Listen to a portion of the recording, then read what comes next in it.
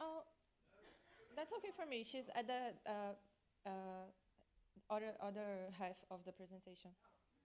I'll start. Okay, so first of all, I want to thank the organization for having giving us the opportunity to present here. I'm Louise. I'm from Red Dot Foundation Global, and we have the app called Safe City, which is an app where we map out crowdsourced data from gender and sexual based violence. I want to say that I'm a student, so I don't have the resume that all of you have, but it's amazing. I am an international relations student, and here's Myrian. Okay, so I'll start the presentation. First of all, we like to say at Red Dot Foundation that gender-based violence is a global pandemic, and it's a silent pandemic because it's happening all around, but we don't always talk about it, and we have a lot of underreporting of cases happening all around the world. Sorry, just a second. Before I continue, I would like to ask if anybody could give me a signal halfway through the time, so just so that I, okay. Okay, thank you. So continuing, it's a pandemic that happens all around the world, and it's really difficult to quantify because we have a lot of underreporting going on. But we have data like this one from the UN Women that says that 1 in every 3 women globally will suffer physical or sexual violence at least once in their lifetime, which is very alarming and something that we have to look at and find ways to fight against. So here we have another data. 80% of cases of sexual assault are not reported to the authorities, which creates an institutional data gap. Like I was saying, people don't always trust the police, so they don't go to the police. I think this is a fact globally, but in some communities especially. So we have a lot of underreporting, and we don't have, sometimes we don't have actual data or, updated data from gender-based violence. So here we have really scary facts about Brazil and the reality. It's something that we are fighting against, but it's really scary, and it's amazing data about it.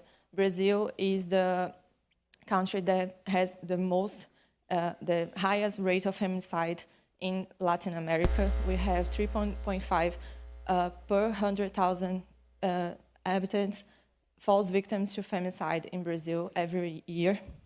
Every 7 hours, a woman dies of femicide. And, there's a lot of data about it. It's a really violent country. And for me especially, I'm not from São Paulo, I'm from Minas Gerais. It's another state here. We have the highest rate of transgender homicide also. So it's a really scary number. Sexual violence is a spectrum of abuse. I'm not going to go into detail of every type of violence, but it goes from sexual harassment in the streets, catcalling, to domestic violence, human trafficking, and all of the spectrum of violence in between. And the extreme underreporting makes the problem invisible. Like I was saying, we have a silent pandemic around sexual and gender-based violence. So without taking action, the lack of visible consequences undermines our ability to protect individuals from experiencing harm. So we have to find solutions to start listening to the population and creating awareness around the subject of gender-based violence so that people can understand. Because one thing that we notice during our work in Safe City is that a lot of the time people don't know what encompasses sexual and gender-based violence, so it's more difficult to report and to go to the police when the community and the society normalize most of the acts that compose gender-based violence. So what we do at Safe City, we try to make the invisible visible. We have the Safe City app. It's an app that all of you can download. It's available at the stores and also at the web, so you don't have to download it to report. But it's an app where you can make anonymous, safe, and accessible reports where people can download the app, and we have a form where you fill out the information about cases of gender-based violence that happen to you, or if you are reporting for someone else, you can also do that. If they give you permission because they don't feel comfortable doing themselves, you can download the app and fill out the report, and you are going to fill the reports with information about the case, but none of the questions are about you personally, so you don't have any personal information in the app. It's completely anonymous, and it's going to go into the map, and eventually it's going to look like this. This is an example. We have a lot of reports, and they all go to the map as a red dot that you can click on the dots on the map, and the more you zoom in the information, you can see what happened and where it happened to the street level, which is the differential of Safe City. You can see exactly where it happened instead of just the general area, and this way we can create a more database on sexual and gender-based violence. And it's an open data source, so anyone can go into the app and look at the information, and if you get in contact with us and explain what you're going to use the data to do, we can give you access to dashboards and things like that so that you can study the trends of gender-based violence. And we take multilateral action. So we work with the individuals and the community, creating awareness, but we also work with the institutions and authorities and governments to make actual changes and sometimes structural changes, because at the community level, there's only so much that we can do as a community. Sometimes we need the support of authorities. So we take data to action.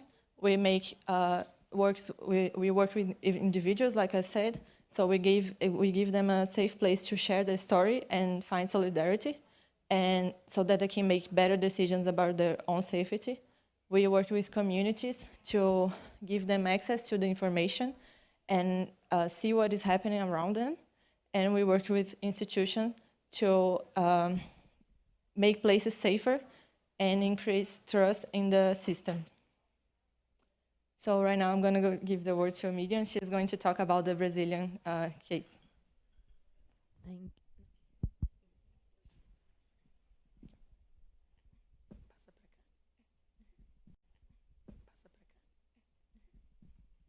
Thank you, Louise. I'm sorry about my voice, by the way.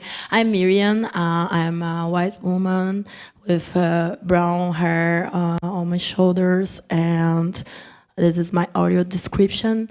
I'm very glad that we made this partnership with Red Dot. So Red Dot is divided by chapters, and we have chapters around the globe. And in Brazil, we are the chapter responsible to spread this so that we all can combat violence, gender violence. And I'm part of Fábrica dos Sonhos, together with Laura, that is there, and many hands.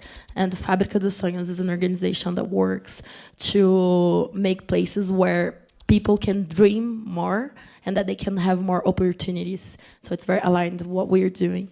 And so, like, we come from a small city in Brazil called São Lourenço, in Minas Gerais, and small cities and outskirts, they are majority in the world, but normally they don't have opportunities, access to opportunities. And in São Lourenço, we started this endeavor to solve this problem and to understand what was the violence there in a local level so that we could spread to more places. And what we discovered, actually, like, we had 150 reports and stories that were told us in Brazil. And from that, the idea is that we use the power of the voices of people to create public policies so that we together can make a change. And this is brilliant, because what we discovered is that normally people don't, as Louise was saying, they don't say what they pass through. They don't go to the police and make the report, yeah. So with Safe City and this partnership, we had, for example, in a practical level, we had 2 denúncias. How do I say denúncias? Huh? Reports? Yeah, like we had 2 reports, for example, of human traffic, like in a small city, very small city, and people were very scared. Like, how come in such a small city we can have like human traffic, like people trying to do that, an attempt?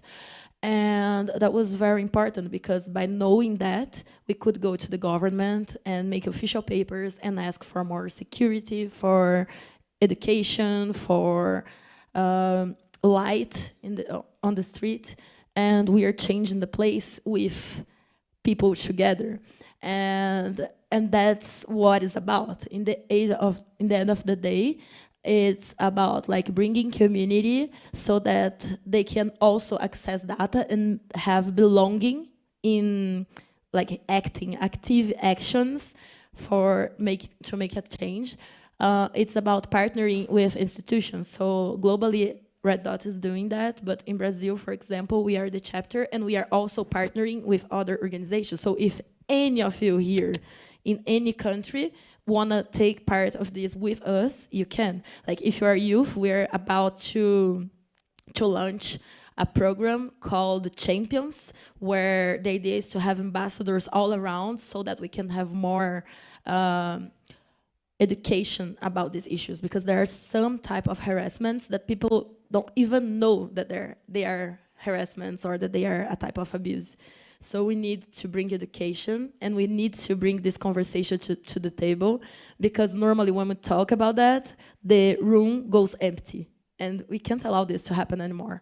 So that's it, like community engagement, institutions together, collecting data, and from that data we can take action, such as bringing the Champions education program or bringing public policies. That's, I think, one of the brilliant works that we do is bringing public policies as the street that was enlightened and the police that was there.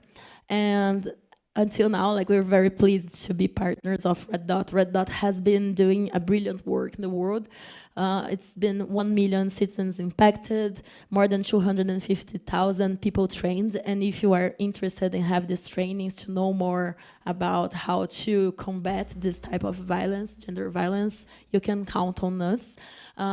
We had 50,000 plus unique reports, 3,500 youth leaders, and this touches my heart a lot because I really believe that places needs more space for youth to have voice, and 50 plus global awards and 5 plus police partners, and we are 17 country chapters, so it's very good, like, to have my country here as well. So, like us, that we come from the same state, and to know that we are representing this, like, in a global level as well, from local to global, is very important.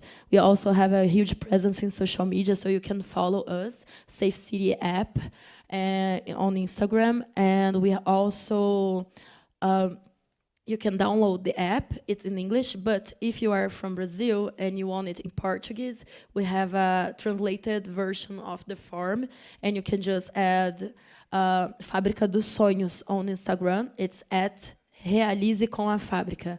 Realize com a fábrica. I don't know how to translate that, but that's how we do it. And these are partners so far, so you can have your logo here as well.